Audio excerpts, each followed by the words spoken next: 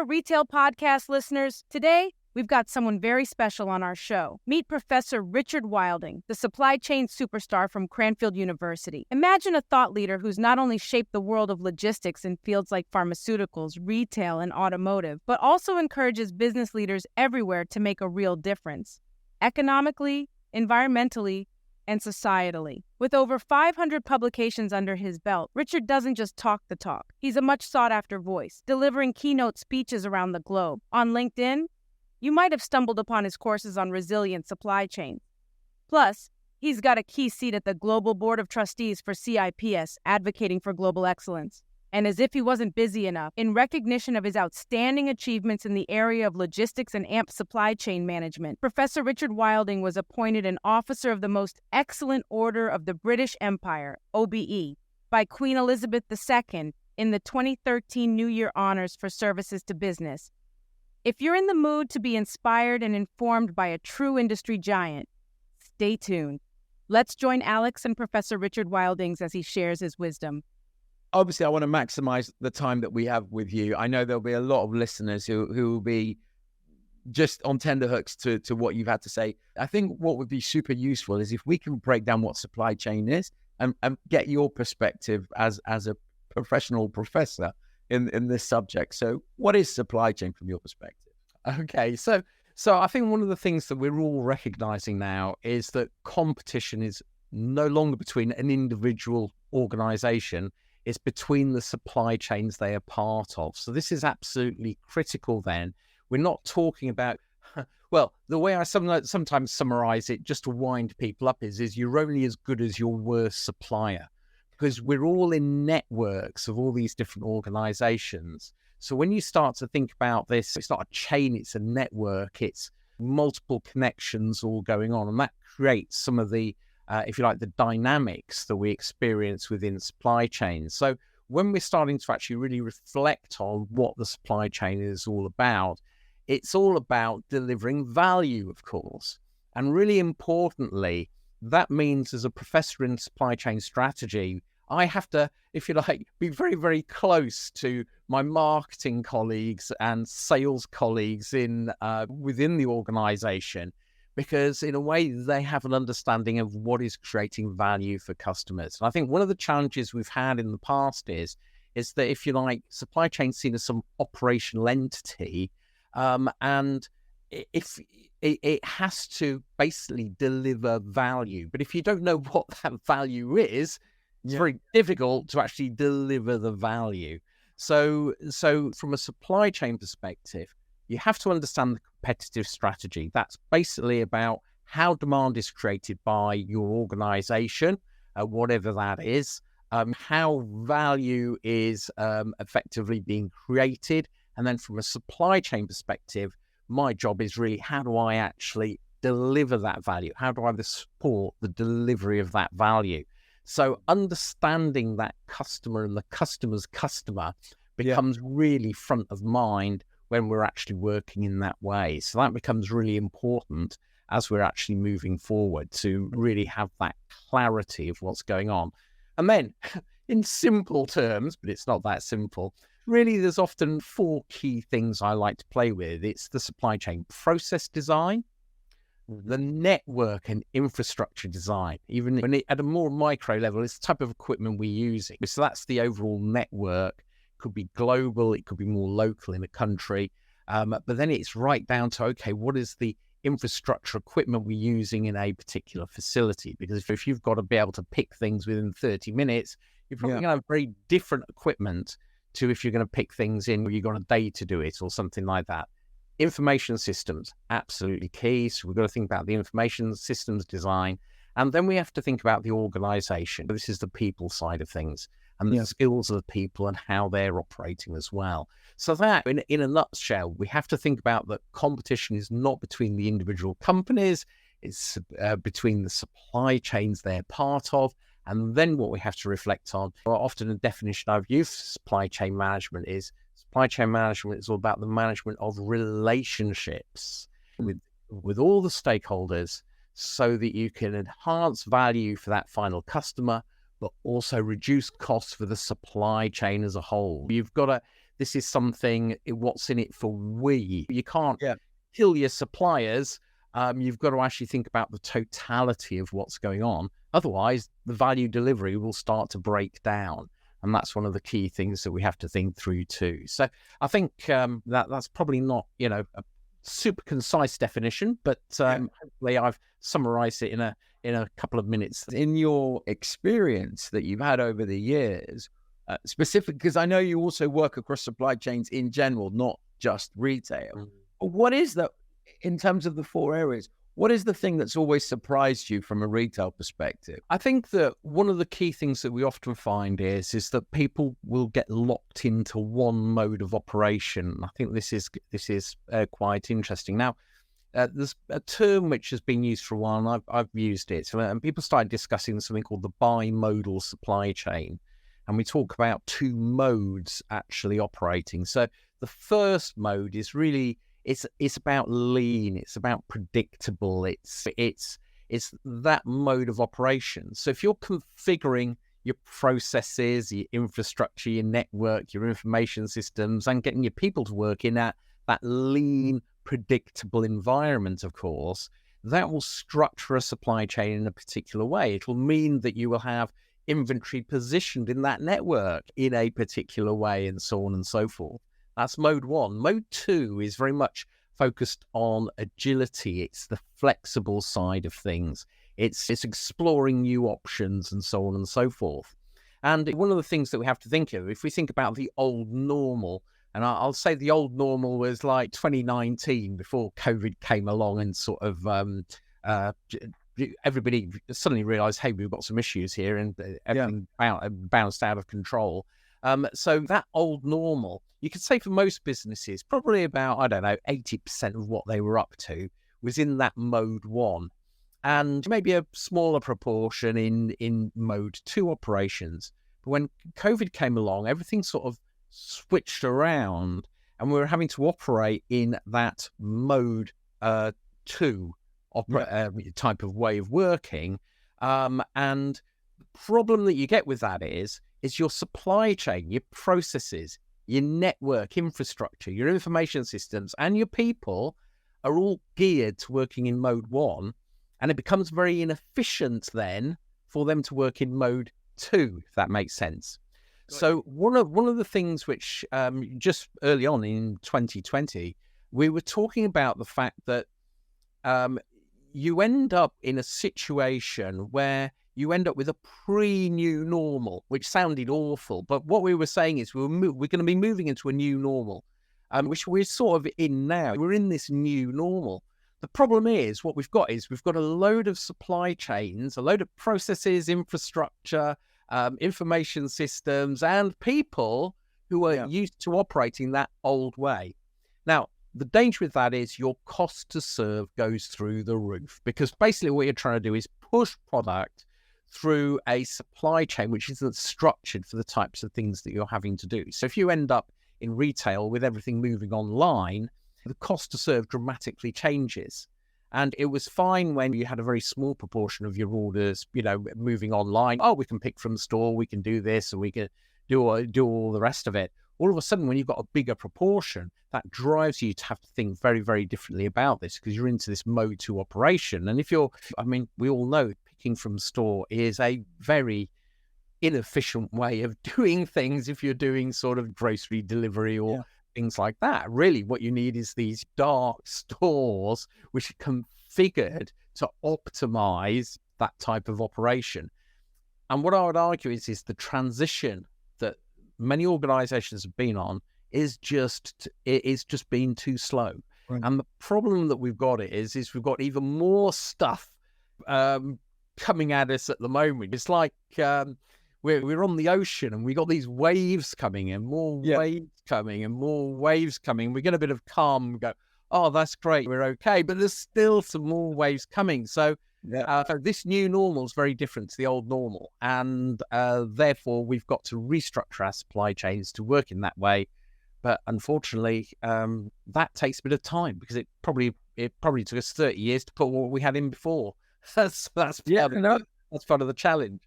Well, and I think this is part of when you see retailers get caught out by the various challenges in their supply chain, and cost of commodities is high, and I think has reduced a little bit since the start, but hasn't come down.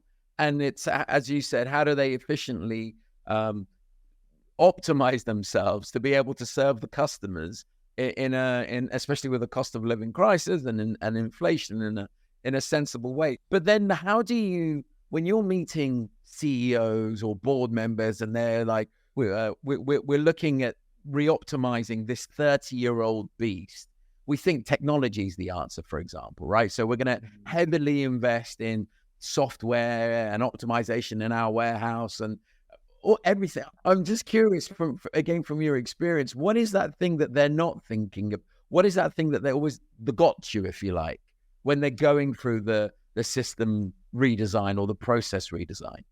I think one of the challenges for businesses, and it is also a challenge for me, it's having also that long view on what's actually going on. And you can't constrain yourself to just looking at a very local market anymore. As we've realized, things happening on the other side of the world have an impact on us, maybe a few months or a few days later, but they do have that thing. So one of the things which I've been looking at recently is just some of the global mega trends, and everybody has their mega trend lists. There are some common features. So there's a number of key things we're seeing.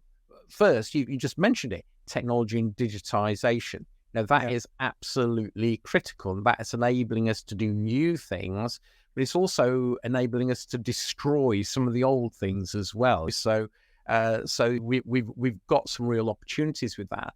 Sustainability and the whole ESG, environment, social governance area, at top of people's minds as well. But a really interesting thing is a term which is being talked about is the multipolar world, right? And geopolitics. So what that is, it's multiple centers of power and influence. So if we think about how things have changed in just the last 5 years, we're seeing, if you like, centers of power forming around the world. It could be China, it could be Russia, it could be Iran, and so on and so forth. So we're getting this more fragmented sort of states of power. That has a big impact on the way we manage the networks and supply chains we're dealing with. Also, global economic inflation, of course. And that means that consumers are losing purchasing power. I think that's the key thing to think about it. So if we're looking at China at the moment, they're in a big deflation. People's wages in many situations are actually dropping.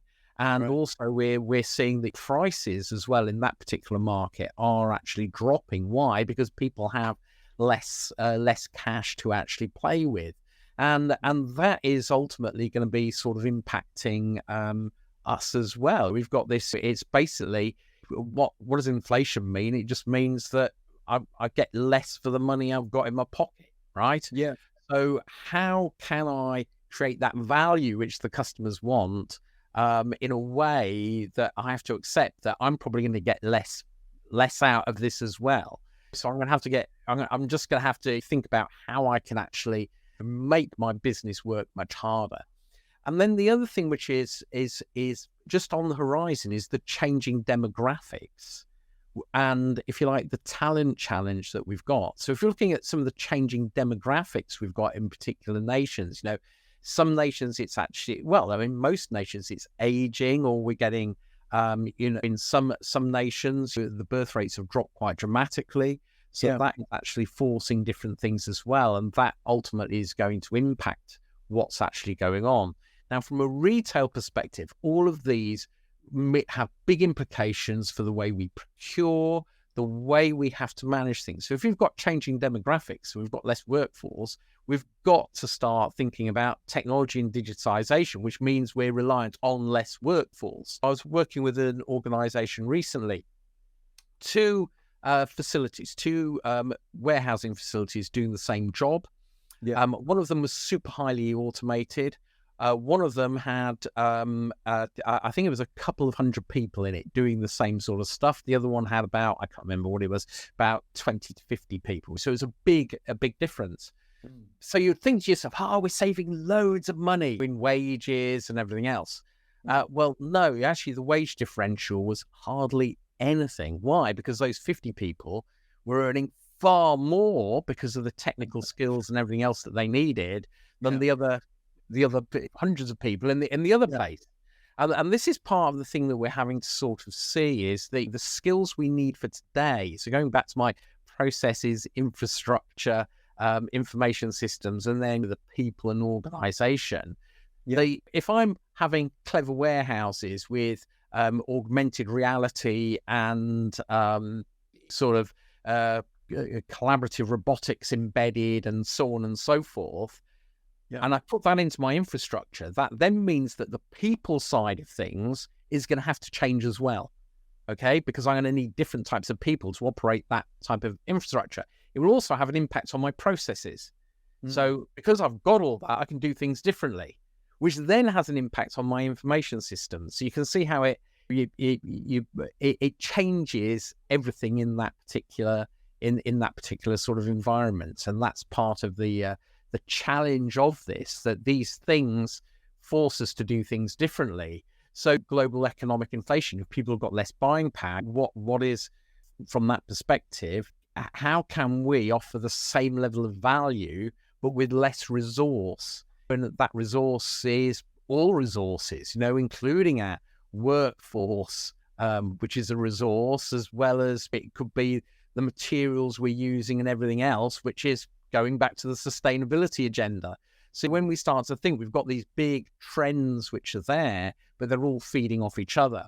So from a perspective of, if we're thinking about retail and thinking about what's going on, getting back to your original question, it's really saying, if I'm sitting there designing a warehouse for tomorrow and thinking about what's going on there, I've got to have a bit of an eye on what's happening globally. Yeah, because some of that is going to be impacting us at some point. We're no longer, we can't think that the old way of thinking that you could have the UK as a little island when it was beautifully surrounded, or you'd have a nation which is just isolated from the world. It doesn't work like that anymore.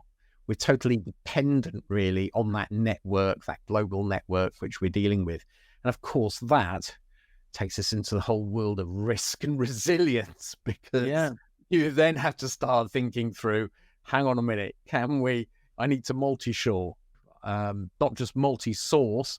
Yeah, caught out with that during the pandemic. People saying, I'm multi-source. I've got 3 suppliers.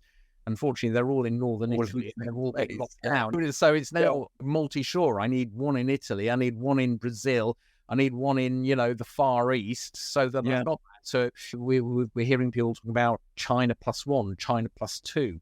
But that has big global implications, because all of a sudden, if it's China +1, that means half your stuff's no longer coming from China. So you've got China are hurting because they haven't got that volume of stuff which is going on. And if it's China +2, that means it's dropped by nearly 60%, the orders that you're placing on that nation. And that then has an impact on the social side of things. So, all these things are very much interrelated. It's very complex. What's the time period that you're thinking of? 12 months, 18 months, 24 months? What is the... I think you're having to really sort of look. You're having to... It's interesting. We did some work on supply chain strategy and how often people actually thought about their supply chain strategy and developed it. And this work goes back quite a number of years. We were doing it in, the 2010s and stuff like that. And in those days, everybody used to be talking about this thing that, it'll be 5-year horizon. And what we're actually finding now is it's sort of, you'll have a vision of where you're going, but it's got to adapt. It's the scenarios. We've got to work through the scenarios in terms of what we're doing. And really, if I look at supply chain resilience, so, resilience, it's not just about really important concept.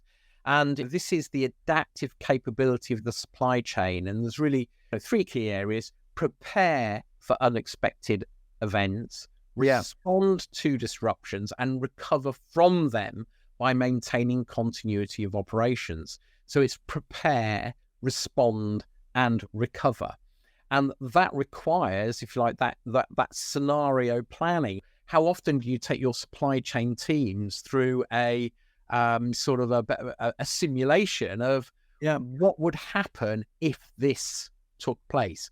What would happen if a volcano went off again in Iceland and grounded air freight again? What would happen if the ports got shut down, or Suez Canal? These are the types of things we need to do. Now, we've seen those come along, and the problem is with many organizations, they have very short memories. So corporate memory isn't very long. That becomes really important. It's how do we actually learn and create that philosophy which we can really think about, have front of mind our supply chain resilience as we're moving forward. And I think it's interesting because I launched, it is just over a year ago now, this on LinkedIn Learning, Supply Chain Fundamentals, Risk and Resilience. So it's 90 minutes, 26 short videos, just taking people through the basics. And I had to make it really accessible to everybody, because I believe that it doesn't matter who you are in a business, you've got to understand supply chain resilience. Because if you're in an HR, human resources department, for example, you will have an impact on supply chain resilience through the people you actually recruit into the business. So you need to have an understanding of some of the issues which are going on. And what's interesting about that is we have tools which have been available to us for years. So we've got international standards on risk management, and we can use those with a supply chain viewpoint and perspective, and that will really help us. We've got international standards on business relationships. Supply chain management is all about management of relationships. But these things don't happen by accident. We have to actually work at them and plan them and have a process in place to help develop them. So those are available. So all these things enable us to go through that, sort of prepare, respond, and recover, and get that way of working embedded into our businesses. And it's just really important. I mean, what's been great about that is that it's had over 17,000 people have completed that.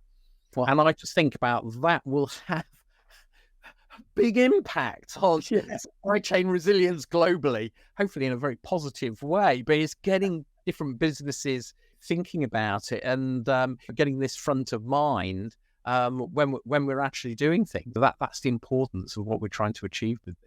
If you go through the course, what you start to realize is this is not something for a team or an individual to do to a business. It's actually something. It's like if we go back a couple of decades, remember total quality management and how you'd have a quality department. Now, many companies I go to do not have a quality department. It's just business as usual for everybody. Everybody has that embedded, that way of thinking, that culture. And I think that's really important. You need a supply chain risk management culture in your business. And what I say to people is culture, but the simple definition which upsets all of my academic colleagues, but I'm going to use it anyway, which is culture is what people do in the absence of instruction when they're under a bit of pressure. So how does the business respond if it's under a bit of pressure? Are they thinking supply chain risk, or are they just thinking, oh, I need to get my bonus or something else? Are they thinking that? And what we have to think is if everybody says, so you're in this, and you ask the question, how will this change the risk profile of the supply chain? How will it change the risk profile of the supply chain? So I'm going to start sourcing from India rather than China. So how's that going to change the risk profile of the supply chain? I'm going to introduce these new financial metrics on the business. How will that change the risk profile of the supply chain? Because it's going to mean that people are going to be focusing on this issue rather than something over here. I'm going to recruit these types of people into this particular role. And how will that change the risk profile of the supply chain? So if you start asking that type of question, it becomes quite important then as you're moving forward with this. So we're starting to see this whole sort of concept coming. And there's a lovely term which DHL has been talking about. They talk about supply chain diversification, and it's developing flexibility and redundancy to minimize risk and increase agility. So really it's this flexibility and redundancy. So when you look at a supply chain, it's that network. How do we keep it healthy? How do we keep it healthy? And I was sort of reflecting on some of this. I came up with it's a bit like heart bypass surgery. We put in a little vein here and a little vein there so that we can maintain the flow to keep the heart healthy. Yeah. And that's what we're having to think about in supply chains now in terms of creating that resilience. You might have, well, we want to use that main flow for the majority of the time, but I need to have a few backups because something could happen and I need to think carefully about that. And I do think there's a good proportion of supply chain leaders who are starting to really reflect on that. And also procurement leaders as well. I mean, it's amazing to see last night at the Chartered Institute Procurement Supply Awards, some of the innovation which is taking place there, because they're having to think a little bit differently. Because we talk about multi-shoring, it's actually a tough deal. All of a sudden you're trying to find new markets to find these things. Do you have the language skills? Do you have the capability? How do you manage the flows and so on and so forth to keep it all working? Earlier on in the conversation, you mentioned sustainability and its impact on the supply chain. I was just wondering if we could just spend 1 or 2 minutes unpacking what sustainability in the supply chain looks like, or what are some of the activities within that area. Yeah, I mean, one of the key things that we can actually start doing is one of the things that is we talk about product service systems. So all this technology and all this digitization is actually moving us away from, if you like, that physical product, so to what we call like a service. So we're starting to sell services. So it's servitization. They talk about the innovation of an organization strategy from products to offering solutions. And product service systems is products and services delivering value to the customer. And we're seeing this already, be it HP printers with getting your ink cartridges. It's highly reliant on effective supply chain. Rolls-Royce, you pay by hour for the use of the engines and so on and so forth. And buying that physical thing and so on and so forth. And so what's actually quite interesting, I think, from that is that when we think about the product, these new services that we're offering, effectively you've got the forward logistics, which is the lovely supplier to the manufacturer or remanufacturer, distributor, retailer, customer. But then we've also got the reverse logistics, which might be repair, refurbish, dismantle, recycle, and then back into the supplier. Now, what I find really useful to think about this is in the, if you like, the forward logistics, we're really talking about value being co-created. So it's the creation of value to the customer. But the really important thing then is the retention of value. So that repair, refurbish, dismantle, recycle, it's actually value being retained. And I think this is what many companies are starting to see. If we go about this in the right way, it's not, this is a real opportunity for our businesses rather than something which is going to cost us money. It's actually retaining value as we go back through that. And we've just seen recent announcements, haven't we, from Apple, for example, saying that their watches now are 100% sort of zero footprint in terms of using recycled materials and this, that, and the other. And I noticed that cobalt, which is I think it's cadmium in their batteries, probably mixed up. But anyway, they're basically saying we're now using recycled for the next generation of what we're doing. So there we're starting to see this value retention, and I think that's a really positive way to think about it. So we think about sustainability. This is something about retaining value. How do we retain value rather than just chuck it into the ground and forget about it? It's how to retain that from what we're doing. Yeah, I mean, look, you can't talk about the focus on sustainability without talking about the risk to the planet, right? In the sense that it's something that we're trying to mitigate that future risk by focusing on something that we know that scientifically is proven that it's going to have an impact on us. And so the more the circular economy sort of spreads out into companies like Apple and the economy, and I think it was the donut economy that talked about that circular economy. with people, profit, and planet, which is great. But just going back onto risk and how you mitigate that, what that looks like. What are your thoughts on that? Where does it start? What's the process? Where does it end? Okay, well, I mean, in simple terms, we have to. We're often having to start with risk evaluation, and I generally have three useful questions to ask. How will the risk disrupt our company, and what is the potential financial impact on the business? So that's a really important thing. Financial risk. Something happens. What is the financial impact? Yeah. The next thing is how long would we be exposed to the disruption before it can be fixed?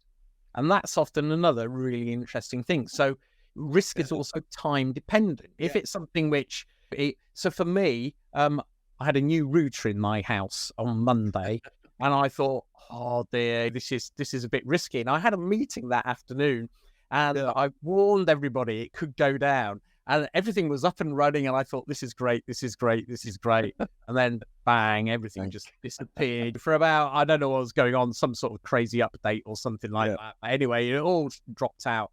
But how long for me to get started again? Well, of course, I had a bit of a plan. Right, okay, let's make a mobile hotspot with my phone, and at least then I'll be able to get back into the meeting and on my laptop and all the rest of it.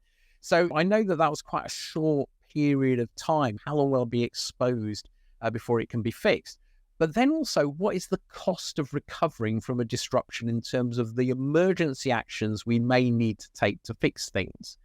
So it's one of those things that, what is the cost? So I'm going to have to, what's the worst case? Let's say it didn't come back. What would I have to do? Well, the cost for me, in my simple example, is I'm probably going to have to go and get I don't know, one of these sort of Wi-Fi modem type things, which runs on a 4G chip or something like that. So I know that might cost me, I don't know, £100, right? Yeah. But we have to ask those questions. How will the risk disrupt our company, and what are the potential financial impact? How long would we be exposed? Will we be exposed? And then what is the cost of recovering? And you see, once we've done that, we can go into analysing our exposure. And that is really, it's the likelihood. So how likely is this going to happen? What is the impact? But also, what is the difficulty of detection? So if we think about some of the risks we're having to deal with now, cyber particularly, somebody could be sitting in your computer systems harvesting credit card details for a long period of time. Yeah. It could be very difficult to detect, okay? And so we're able to create scores which then focus us in on those really important things. So you might say it's very low likelihood, very high impact. Yeah, it's not very likely, but actually the difficulty of detection is massive. So, hey, we need to think about something around that. And then really what we then do is we have to create what we call risk treatment plans. And a risk treatment plan is very simply, what is going to be the risk treatment? Who is responsible? And this is where many companies fall over. They don't make anybody responsible for thinking through this. What is the time frame? Once again, we're back to time. Many people sort of think that this won't happen. And then how will we monitor and review it? And really, there's 6 key things we can do. We can remove the risk completely. We can change the likelihood, of course. You might say, well, actually, that thing there, what I'll do is I'll go with another provider or another supplier, because then that might make it less likely. We can change the impact. So one of the examples I use in my LinkedIn course is we have a big party and we worry about drinks getting spilled all over the floors.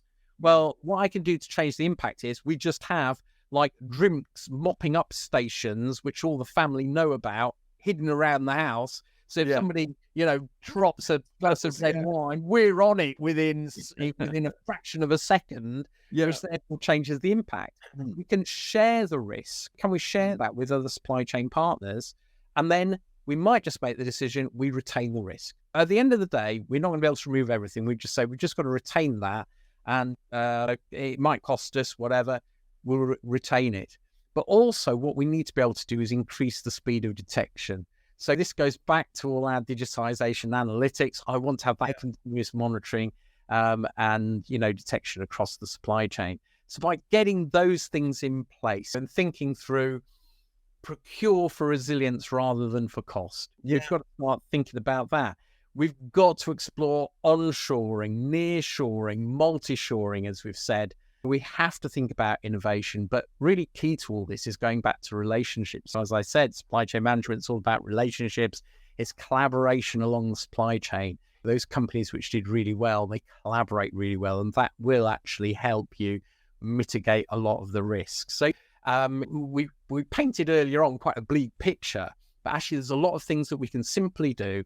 And if we can get the culture right within our business, with everybody thinking about how will this impact the risk profile of the supply chain, all of a sudden it's going to change things. And what, I would love to happen is that everybody in a business, it doesn't matter who you are, a receptionist or somebody like that, they just have some understanding of supply chain risk. When we give everybody fire extinguisher training and fire training and diversity and inclusivity training, well, hang on a minute. That's probably less likely. Well, it might do. Is it going to shut your business down? Your supply chain is probably a higher risk, and it could shut your business down pretty quickly. So let's actually all get focused around it. I love it. And I'm sure people are now going to be going on to different search engines to try and find you and that LinkedIn course. So where can I, final thought. So thank you so much. Where can I find out more about your what you're thinking, and what is the name of that LinkedIn course? Okay, so the LinkedIn course is Supply Chain Fundamentals, Risk and Resilience. It's on LinkedIn Learning. If you want to find me, you can go to richardwilding.info. Okay, so I've got my own website, and of course you'll find me on LinkedIn as well. So you can use that. And the nice thing about LinkedIn is you can. I shouldn't be saying this, but with LinkedIn Learning, you can generally get. It comes with LinkedIn Premium, but also many corporates have it as part of their Microsoft agreement. Oh, got you. So so it's not like you might find your company already gives you access to LinkedIn Learning, and you're able to do it. And there's a great wealth of stuff going on there on the supply chain side as well, which really can help introduce you. So a lot of universities now are using the courses for pre-learning and post-learning. So students are actually going through those. So there's a great opportunity, but more importantly, my goal is challenging and inspiring business and supply chain leaders to innovate. So what I want people to do is go through these things and then take it into their world and really innovate with it, create some value out of it. I'm sure they will. And one thing I will ask is, will you come back in maybe 3 months or as we're coming into 24 and just have another conversation about the things that we should be focused on? Because I think it's through conversation and having things at top of mind that we can impact and have an impact on culture, which is ultimately what we're trying to do. So was that a yes, you'll come back? Yes, it'll be a pleasure to come back. Thank you, Professor Wilding. Thank you so much.